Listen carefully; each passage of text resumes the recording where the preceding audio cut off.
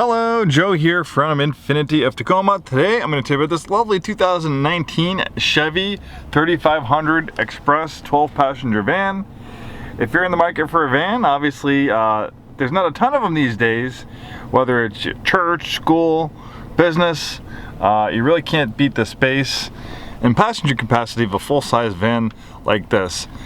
So obviously those of you who are looking for a van for your business, church, school, things like that, I don't need to sell you on the benefits of a van. You already know you need them. But for those of you who maybe are kind of dabbling with the thought of maybe getting a van, let me talk to you. I'm a recent full-size van convert myself. One's a little bit different. I have a 2016 Ford Transit 350 12-passenger van. It's basically Ford's version of this one. They are a little bit different. My Transit's built on kind of unibody architecture like a Sprinter van, where the Chevy Express 3500, this one's a little bit different. This one's a little bit more heavy duty even than mine, even though they're both marketed as 1-ton vans. This one's actually built on heavy duty body on frame truck architecture, the same, you know, heavy duty truck architecture they built the Silverado and the GMC Sierra on. So you have the 1-ton truck chassis, you have a big 6-liter V8, mine has a 3.7-liter V6, and you have the HD 6-speed automatic transmission, tow mode.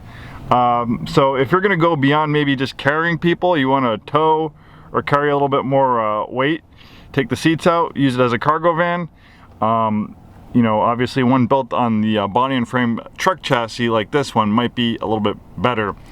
And when I was looking for my van, I was looking for also for full-size SUVs. I was looking at Suburbans, Land Cruisers, even some pickup trucks.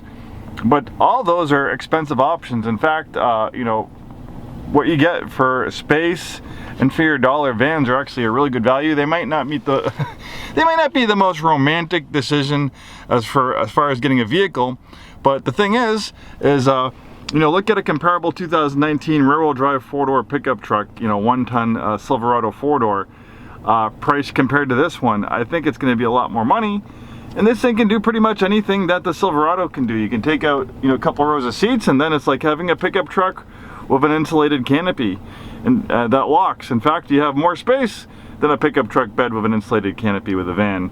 And the other thing is, you can't carry 12 passengers in your pickup truck. You can use this for camping. These are very versatile vehicles.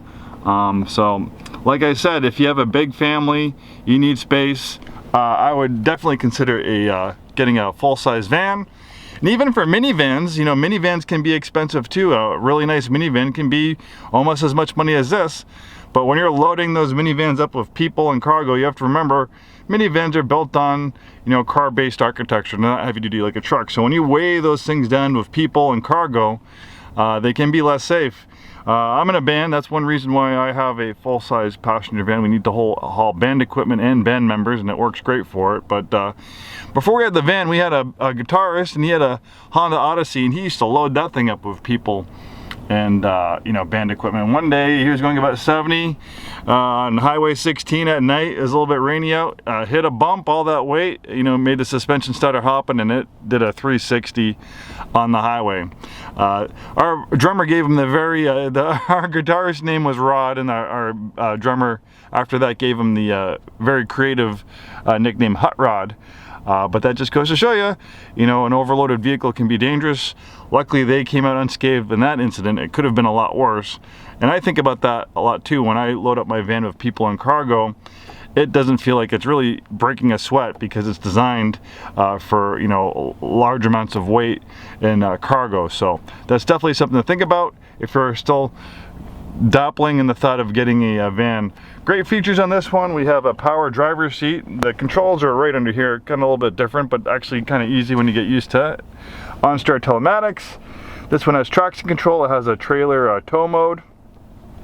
Looks like this has lane departure warning, and it looks like it also has maybe forward collision warning and maybe forward emergency braking. Conventional power outlet gives you some options. We have front AC. We also have rear AC. This is a one-owner clean Carfax vehicle, really nice condition inside and out. Serviced and checked by our techs. The brakes are good, the tires are good. It's been reconditioned, and all it needs now is a new home And obviously these vans are hard to find. So if you're a little further away, if you're out of state, we have a very big pre-owned business. We sell vehicles out of state on a weekly basis, so contact us and we can get you a shipping quote.